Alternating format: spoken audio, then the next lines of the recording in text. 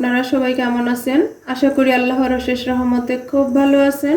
আমিও আলহামদুলিল্লাহ ভালো আছি। তো আজকের recipe Ramzan special custard jelly cake.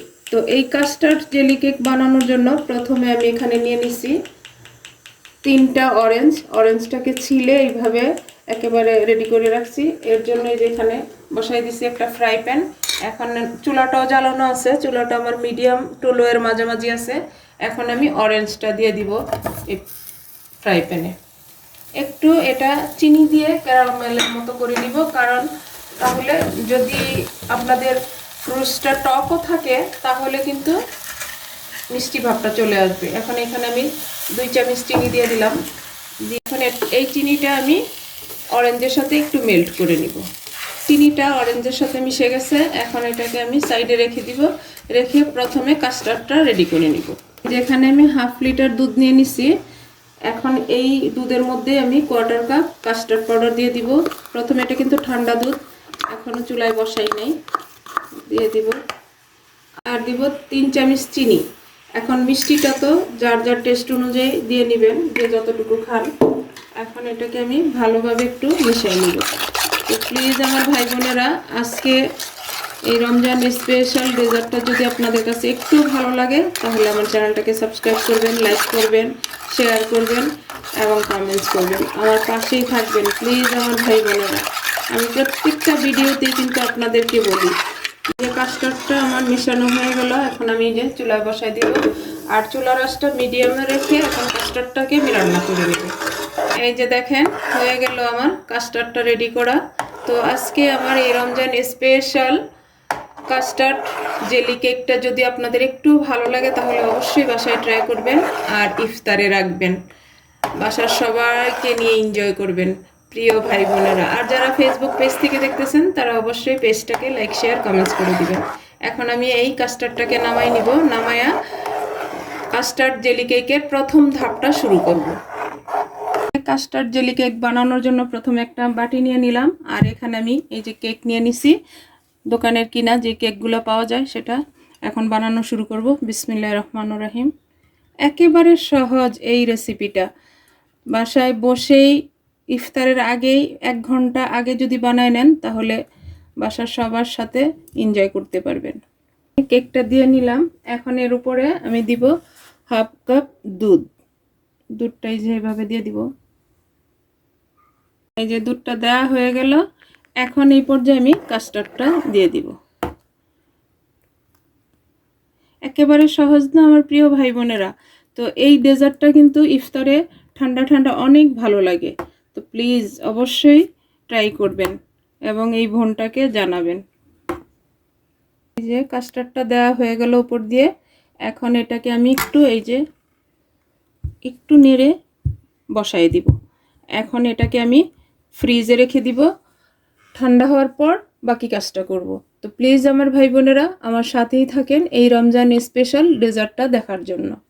আমি জেলিটা বানিয়ে নিব। জেলির জন্য এই যে এখানে আমি 1/2 কাপ পানি নিছি আর 1/2 কাপ জেলি পাউডার দিয়ে দিলাম। দিয়ে এখানে দিব আমি 2 চামচ চিনি। একটু মিষ্টি তো দরকার আছে, তাই না? দিয়ে দিলাম। এখন এটাকে আমি একটু চুলায় বসায় একটু বলক নিয়ে আসবো। বিসমিল্লাহির রহমানির রহিম। একেবারে সহজ ঘরোয়া উপকরণ দিয়ে কিন্তু হয়ে যায়। কাস্টার্ড জেলি সব বাসায় থাকে, যেহেতু যাদের বাচ্চা আছে বাসায় তাদের বাসায় কিন্তু এগুলো থাকেই, তাই না? জেলিটা রেডি হয়ে গেল। এখন এই জেলিটাকে একটু সামান্য ঠান্ডা করব, করে আমি আমার ডেজার্টের বাকি কাজটা শেষ করব। এখন এর উপরে আমি প্রথমে দিয়ে দিব এই যে অরেঞ্জটা যে রেডি করে রাখছি, সেটা আমি হাত দিয়েই দিব। হাত দিয়ে না দিলে কিন্তু সুন্দরভাবে বসানো যাবে না, এই জন্য হাতেই দিতে হবে। দেখেন মাশাআল্লাহ মাশাআল্লাহ, অনেক সুন্দর একটা ডেজার্ট।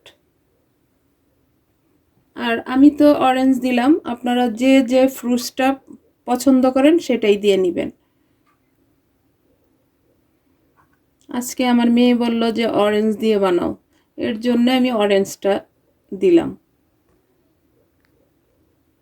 এই যে অরেঞ্জটা দেওয়া হয়ে গেল। এখন আমি এই যে জেলিটা দিয়ে দিব উপর দিয়ে, যতটুকু লাগে অতটুকু দিব। দেখেন মাশাআল্লাহ মাশাআল্লাহ, এরকম একটা লোভনীয় ডেজার্ট যদি রমজান ইফতারে থাকে ছোট বড় সবাই খুশি হয়ে যাবে। যেটা দেয়া হয়ে গেল, আজকের আমার রমজান স্পেশাল কাস্টার্ড জেলি কেকটা রেডি হয়ে গেল। এখন আমি এটাকে ফ্রিজে রাখবো আধা ঘন্টার জন্য। আধা ঘন্টা পর আমি বের করে আপনাদের সাথে শেয়ার করতেছি যে আজকে আমার এই ডেজার্ট আইটেমটা কেমন হয়।